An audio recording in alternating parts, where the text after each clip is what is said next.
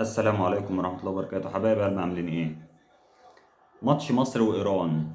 حديث وجدل كبير على الماتش ده بسبب إن المنظمين وإن في أمريكا عايزين يعملوا الماتش دوت بشعار أو بدعوة لا مؤاخذة المثليين الخواجات يعني.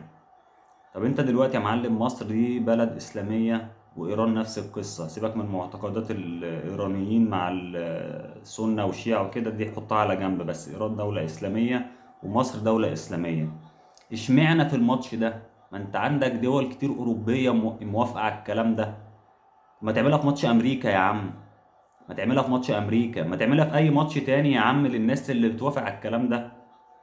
انتوا بتدعوا الحريات بس يعني، مع حرياتنا يا عم في معتقداتنا يا عم وفي عاداتنا وفي تقاليدنا احنا بنقول لا.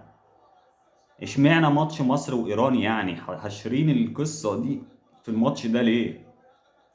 حاجة برضو تخلي الواحد يعني اللي هو انتوا بتقولوا الحريات ومحدش يجي في معتقد حد، ومحدش يجي في عادات وتقاليد حد ويغيرها، لازم يبقى دعوة للحرية. طب ما هي من الحرية يا معلم تحترمني، احترم معتقداتي واحترم تقاليدي وعاداتي. احنا بنقول لا يبقى لا.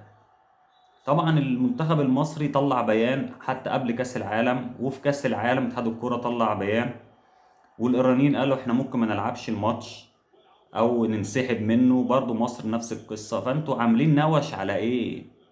خلاص مش عايزين كأس العالم ومش عايزين نلعب يا عم في كأس العالم يا عم، ادام هي ماشية كده.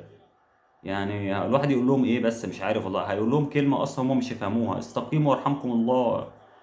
تدوا الحريات، احنا احرار بقى في معتقداتنا.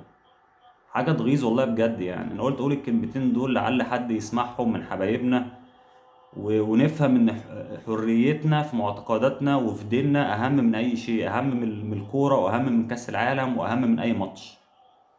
ما تنسوش يا جماعه تصلوا على النبي. سلام عليكم.